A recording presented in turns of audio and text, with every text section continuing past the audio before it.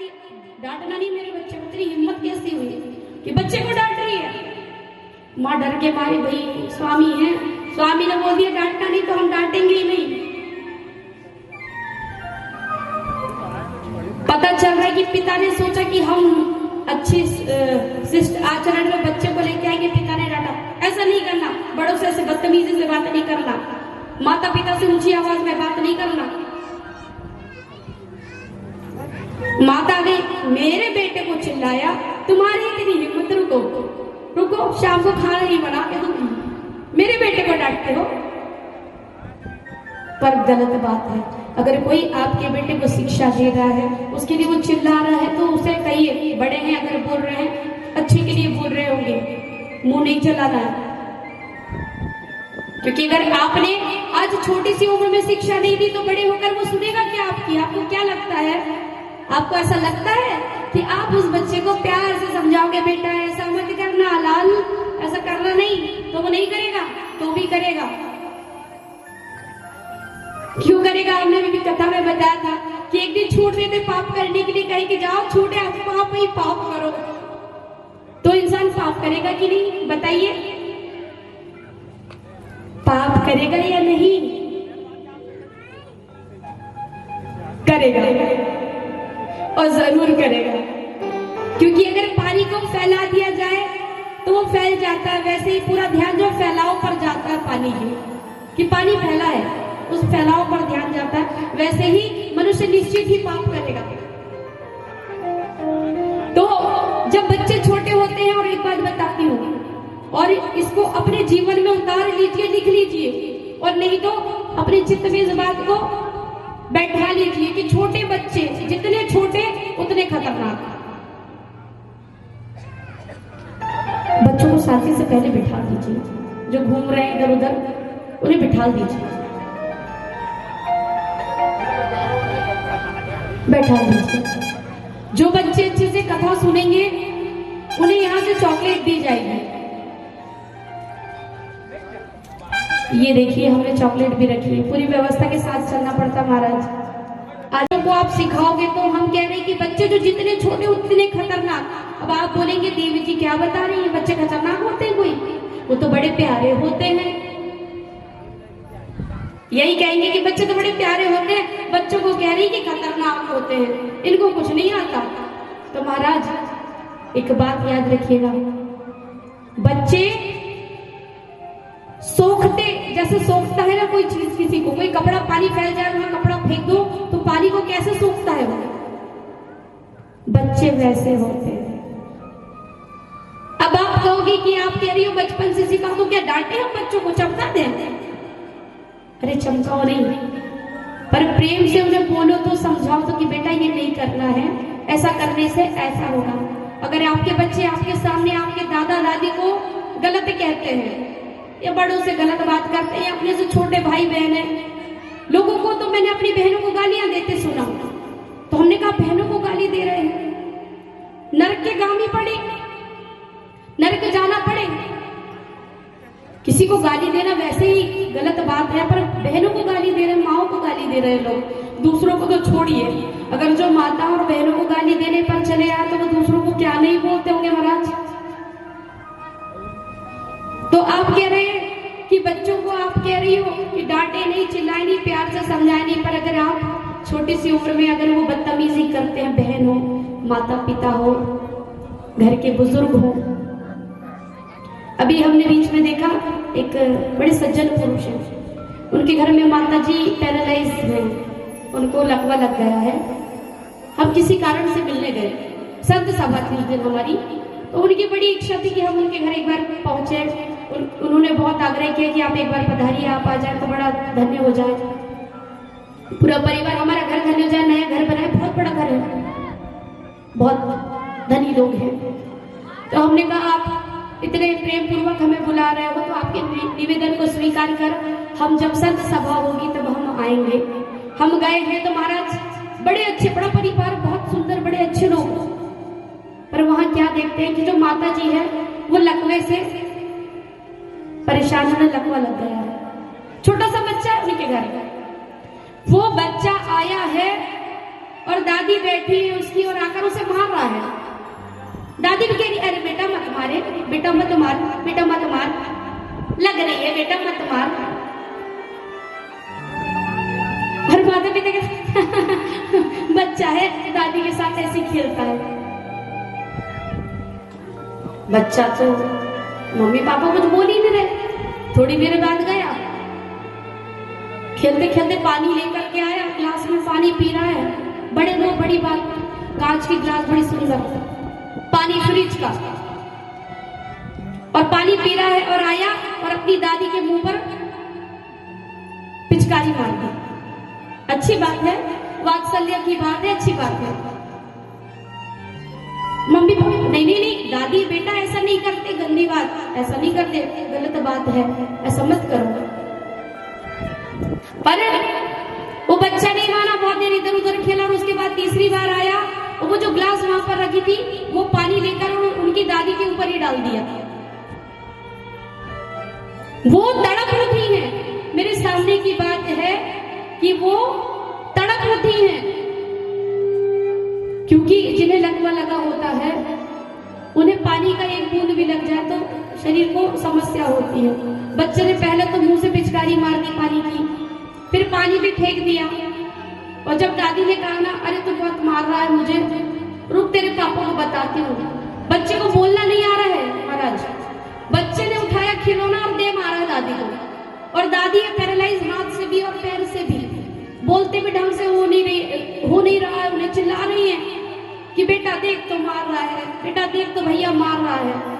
छोटे से बच्चे को कह रही है मार रहा है। बेटा कहता अरे कुछ नहीं होता, छोटा है, कुछ थोड़ी होगा। और बैठे बैठे माता जी की तबीयत हमारे सामने की बातें बिगड़ गई। फिर हम जब आने लगे तो उन्होंने कहा बड़े आपने हमारा निवेदन स्वीकार किया, बहुत बहुत धन्यवाद, बड़ा अच्छा लगा आप आए। उन्होंने हमें पुरस्कार देने के लिए बड़ा सुंदर सा हमारे लिए वस्त्र बुला करके रखे थे। हमने कहा भैया आज हम आपके घर से इस वस्त्र के लिए नहीं आए हैं, आप शिक्षक हो, आप एक शिक्षक हो, बच्चों को शिक्षा देते हो। आज आपके घर में जो हमने देखा ना वो कहीं और हमें देखने को नहीं आना चाहिए। आपका बेटा माता को, आपकी मम्मी को पीट रहा है, अपनी दादी को, खेलने में ही सही, और आप कह रहे हो बच्चा है। आपके परिवार में सभी हंस रहे हैं, पर जब माता को जब ज्यादा तकलीफ हो गई तो कहने लगे सुना दो अम्मा को, अम्मा तो ऐसे करती है, बच्चे के साथ खेलना चाहिए तो वो तो इस समय परेशान हो गई अम्मा। पर वो ये नहीं देख रहे कि उनके अंदर अब सहन शक्ति नहीं बची है, उन्हें तकलीफ होने लगी, क्योंकि बच्चों की भांति जब व्यक्ति बुजुर्ग हो जाता तो वो भी बच्चों जैसा हो जाता। पर वो जो उनके बच्चे जो बेटे बहू है वो भूल जाते हैं कि इनको भी हमारी आवश्यकता है। वो उन्हें छोड़कर उनके आए हुए जो बच्चे हैं जिन्हें उन्होंने जन्म दिया है उन पर ज्यादा पूरा ध्यान देते हैं और माता पिता को छोड़ देते हैं, भले माता पिता को कष्ट हो। पर गलती किसकी की थी? अब आप कहो किसकी थी गलती? बेटे बहू की गलती नहीं है, और माता पिता की गलती थी कि जब वो उन्हें बड़ा कर रहे थे तो शिक्षा ये दे रही थी कि बेटा बड़ों के साथ ऐसा व्यवहार नहीं करते। आप छोटे से उम्र में उन्हें डांट दीजिए, छोटे से उम्र में उन्हें समझा दीजिए कि ये गलती नहीं करनी है बेटा, इसलिए नहीं करनी, जब आप बुजुर्ग हो जाओगे ना तो आपके बच्चे भी ऐसा ही करेंगे, बच्चे डर जाएंगे। अच्छा ऐसा होता है? हाँ बेटा ऐसा होता है। हमारे शास्त्र कहते हैं कि अगर हम ऐसा किसी को परेशान करेंगे, दुखी करेंगे तो हमें पाप लगेगा, पापों को गिना दीजिए बच्चों को। और कहीं कि भगवान देखता है, अगर हमें किसी को कहे कि चोरी मत करना, बुरे काम मत करना, गलत चीजें मत करना, भगवान देखता है, तो लोग बोलेंगे आया भगवान देखता है, ये नई चीज बता रही है। सचमुच भगवान देखता है महाराज, वो सब कुछ देखते हैं। क्यों देखते हैं? पूछिए क्यों देखते हैं, पूछिए ना क्यों देखते हैं, पूछिए, आप लोग भी पूछिए माता बहन। क्योंकि वो देख सकते हैं, हम और आप नहीं देख सकते, हमारे पास वैसी दृष्टि नहीं है, पर वो सब कुछ देख सकते हैं और साफ स्पष्ट देख सकते हैं अंदर क्या चल रहा है और बाहर क्या चल रहा है। इसलिए बच्चों को क्या सिखाओ छोटी सी उम्र में, किसके साथ कैसा व्यवहार रखना है। जैसे के साथ तैसा कब होना है, किस स्थिति में होना है। इतना भी नहीं कि हम कह रहे एकदम गाय जैसे सीधे हो जाओ, कोई मारने आए तो एक गाल में मार दो तो दूसरा बढ़ा दो, बोलो आओ मार दो, जोर से मारना, इसमें धीरे लगी थी। इतना भी सीधा बनने की आवश्यकता नहीं है, पर इतने क्रूर भी मत बनो कि इंसानियत भूल जाओ। इंसानियत को याद रखना पड़ेगा, क्योंकि हम मानव हैं, मनुष्य हैं। अगर आपको दूसरे मनुष्य की वेदना, उनकी तकलीफ समझ में नहीं आती, उनका दुख समझ में नहीं आता, तो इंसान होना बेकार है, मनुष्य होना बेकार है। बच्चों को इसलिए अच्छी शिक्षा दो और बचपन से दो, ये सोचकर नहीं कि ये बच्चे हैं, ये सोचकर कि ये बच्चा नहीं है, मनुष्य है, ये बच्चा नहीं है। बच्चों को बच्चा समझने की गलती मत करना, और बच्चों के सामने कभी भी अपशब्दों का उपयोग मत करें। बहुत जंगी गुस्सा आ रही है, बड़ा क्रोध आ रहा है, कुछ भी बोल दीजिए पर गालियां मत दीजिए। आप सोचते हैं कि बच्चे बाहर से सीख के आते हैं, वो घर पे ही देखते हैं, अड़ोस पड़ोस में देखते हैं, अपने भाई बहनों को देखते हैं। अब कहोगे क्या घर में नहीं रहे, भाई बहन के साथ खेलने ना दें, तो देख लीजिए अगर बच्चों में गलत गुण है जैसे बच्चों में, तो हम नहीं कहते कि उसके साथ खिलाइए, मत दूरी कर लीजिए, दूरी बना दीजिए। अगर हमारी बातें भी बुरी लग रही हो तो भी गुरु की निंदा मत करिए, हम या किन्हीं और भी गुरु की कोशिश करिए समझने की कि उन्होंने जो कहा वो क्यों कहा है। पर आपको बात नहीं जम रही है, मन नहीं जम रहा है, मतभेद हो रहा है, तो गुरु की निंदा करके पाप मत कमाइए।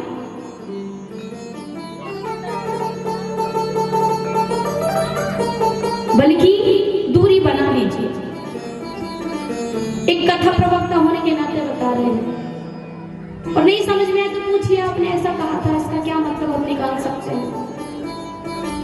पर बच्चों को अच्छी शिक्षा देना आपका काम है। सीधा भी नहीं बनाइए, पर ऐसा भी मत बनाइए कि जैसा हमने वहां हाल देख के आया कि आपके बच्चों के बच्चे आपको पीट रहे हैं और बच्चे कहेंगे ये मम्मी ना नाटक करती है। ऐसा भी हाल ना बनाए। इसलिए अच्छा संस्कार देना आपका काम है। और बच्चों को, क्योंकि वो सोखते से होते हैं, जैसे पानी को कपड़ा सोख लेता है ना, वैसे ही बच्चे आपकी अच्छी बुरी हर बातों को अपनी चेतना में बैठा लेते हैं, अपने मन में मस्तिष्क में बैठा लेते हैं कि मम्मी पापा कैसे बात करते हैं, कैसे चलते हैं, दादा दादी के साथ व्यवहार कैसा है, चाचा चाची के साथ व्यवहार कैसा। और जो उनके दिमाग में एक बार बैठ गई तो उसी चश्मे से उस दुनिया को, वो पूरी दुनिया को देखता है।